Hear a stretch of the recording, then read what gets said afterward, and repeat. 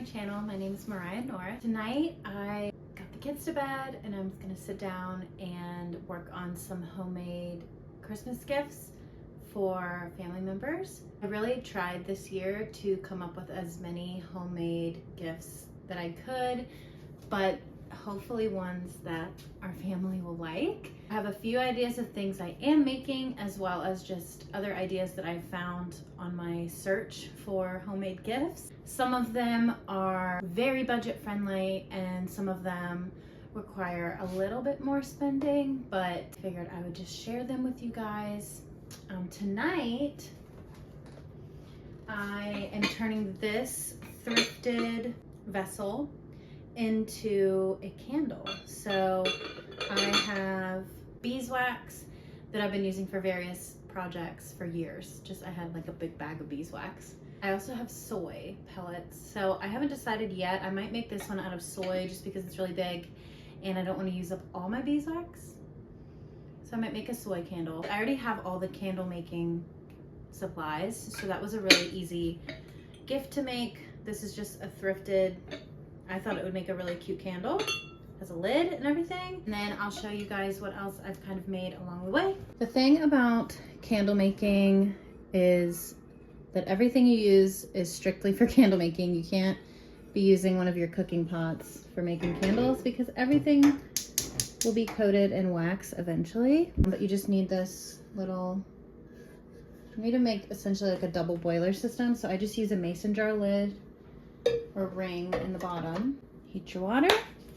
Like this towel and utensils are strictly for candle making.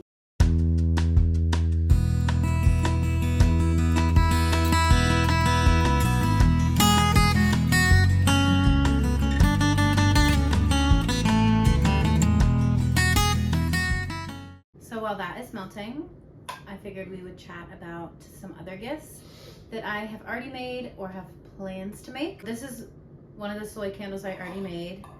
I had my daughter help me with this one. She's 2.5. She helped me pour the wax in this one. So a lot of these gifts are things you could get your children's help on and make really heartfelt gifts for grandparents and things like that.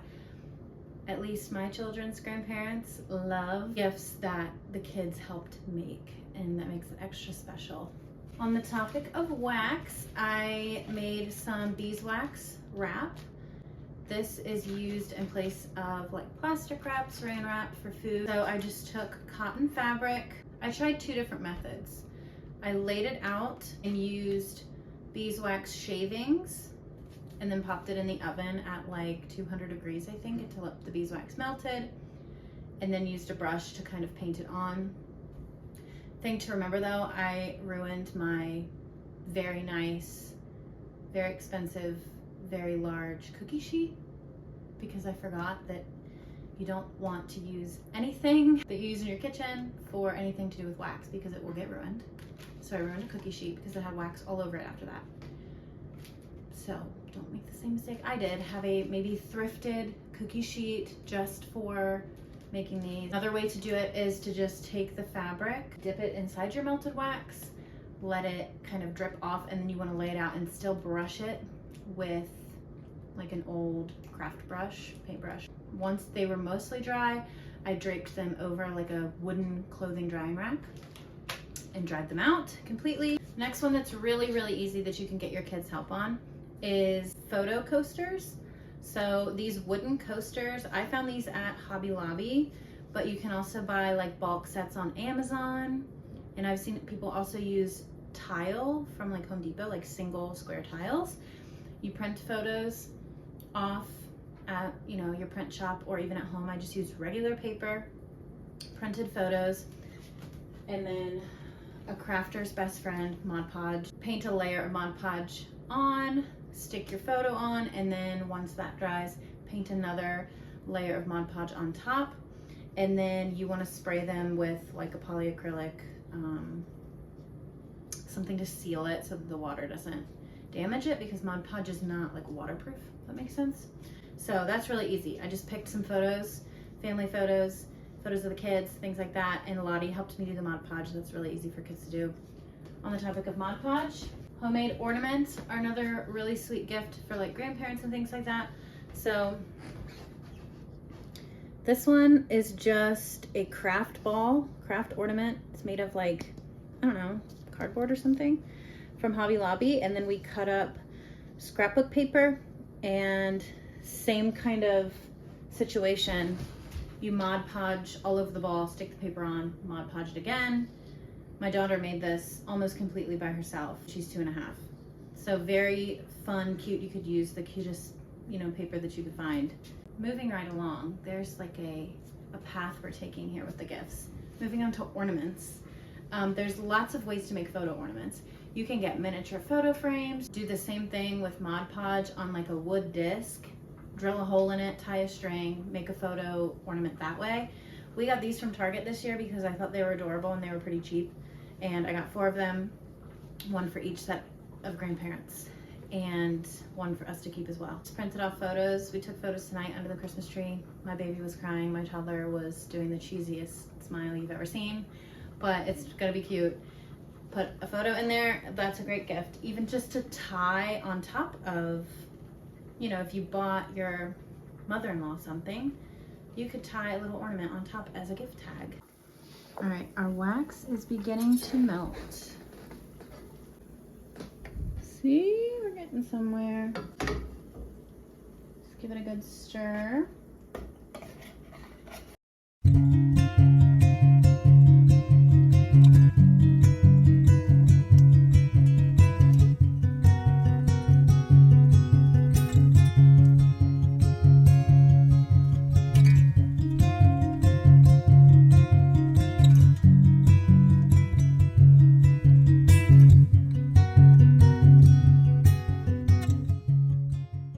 Candle is setting. I'll move on to some other gifts that I have made this year. This one is really easy and really fun, but you do have to start it months in advance. 6 months if you're really good at planning ahead. I started it 3 months in advance, which is kind of like the minimum amount of time. This is a big bottle of homemade vanilla extract. Really simple. You just buy a bunch of vanilla beans. I think I used 20 in this big bottle. Make bourbon vanilla. I did Tito's, I think, because it's gluten-free and my mother-in-law needs gluten-free. So I made it gluten-free for her. Slice your vanilla bean pods. They're like really long. Slice them in half to expose the little tiny seeds inside. Shove them in a bottle. I thrifted like 20 of these little jars. I made a big bottle of it so that I can separate it out into here, but you could get, so here's the size she gave us last year. It still has the vanilla beans inside, but you can actually just keep pouring bourbon or whatever alcohol into this bottle and keep reusing the same beans to make more and more vanilla extract. So on the topic of food related gifts, one that I'm really excited about doing, this jar is homemade granola. I haven't made it yet because it's only December 10th and I didn't want it to like lose shelf life if I made it too soon. But I'm going to make homemade granola to put in here to give to my dad.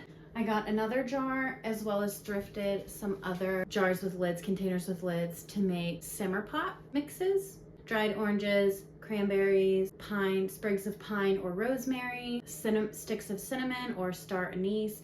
So the idea is you bundle all that up in a jar or a little bag, give that as a gift, take it, put it in a pot with some water, boil it, and it makes their house smell really good. My mom always did simmer pots around the holidays when I was growing up, and so it like takes me back to that feeling, I guess. So some other honorable mentions that I'm not doing this year, but I think are really good ideas. Cookie in a jar mix, like cookie mix in a jar, pancake mix, pancake in a jar. I really thought about doing that one because I think that's super sweet. I got these from Hobby Lobby that you could tie on a little spoon or something just to make it really cute. Moving on to a few gifts that you could make for your children or for your children and your family. First one that I highly recommend is making your own Play-Doh. We make our own Play-Doh all of the time. Play-Doh is so easy to make, so cheap to make. And then you can pair that with thrifted Play-Doh tools. A lot of our Play-Doh tools are kitchen tools that I've thrifted. Little wooden rollers and things, cookie cutters and things like that. So another idea is a DIY puppet theater. My mother-in-law was going to make this one year while she was on like medical leave for surgery, and then never got around to it, which is fine because we have a different puppet theater actually. Anyway, you take a drop cloth, like a canvas drop cloth, you can paint it, but you cut a little window, essentially tension curtain rod to put in the doorway. It's like a doorway puppet theater. No sew adhesive, like iron-on tape to essentially make like a curtain around this curtain rod. Make a puppet theater. You could then you could go even further and make your own puppets using socks. She was gonna make cute little sock puppets. For my daughter's 2nd birthday, we actually took Winnie the Pooh yard signs, glued like little thin dowel rods on the back to make them kind of like puppets. Also seen where people use that same canvas drop cloth and cut out like a door and a window, and then you drape that over your dining room table so that underneath the table is kind of like a clubhouse. So I think that's super cute, very budget friendly. I think a drop cloth, I wanna say a big drop cloth is what, like $20. So this one is a little unconventional maybe. I wrote my daughter a book recently based on a bedtime story that I made up one night that she really loved. Then I used AI, I used ChatGPT to illustrate the book for me. I feel like this type of thing, a lot of people have opinions about AI, but I think this type of thing maybe only works for younger children because my daughter won't notice that the art on each page is not consistent. It's very difficult to get AI to stay consistent in the art style and illustrations. They also just make a lot of silly mistakes, especially if it's a painting of a human. Some of it is a little bit goofy looking, but the sentiment remains the same. I wrote her this book. It's about her and I as birds, Mommy and Lottie Bird. And it's cute. It didn't cost me anything to write it or use ChatGPT to illustrate it, but I haven't gone and got it printed yet. But I mean, technically speaking, I could even take this book, print it off at home, hole punch it, and bind it myself somehow. You know, I can do it totally from home if I don't want to send it to a printer. I haven't quite decided yet. You could even use photos that you like, real photos of your child, a story about a vacation you took one time.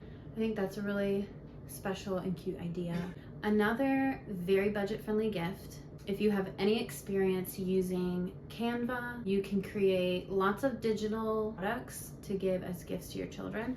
I make digital products on Canva and I sell them on Etsy, but anyone could do what I do using Canva. So you could create little letter tracing cards, number counting cards, different types of fun little flashcards and things to give, like put in your kids' stockings. That is a great gift idea for kids, especially toddlers who are learning. Things that I make in my Etsy shop are like animal cards, so like zoo animals, farm animals, woodland animals, and my daughter loves to match her toy animals to the cards, and that's just a fun thing we do together. And it's very budget friendly if you need stocking stuffers or things like that. Those are just about all the ideas I've come up with this year. There are obviously tons of other homemade gifts you can make. Food gifts, toddlers especially are so easy to please. You could give them just about anything homemade and they would be so happy. Thank you for tuning in. Thank you for coming along with me while I made a big candle for a Christmas gift. I hope this was helpful, maybe gave you an idea for a homemade gift. It's not too late. Most of these, I would say all of these, you could do in one weekend at home with very little expertise or craftiness even. So hopefully it was helpful or fun to think about homemade gifts that you can make for your loved ones this year. Thanks for watching.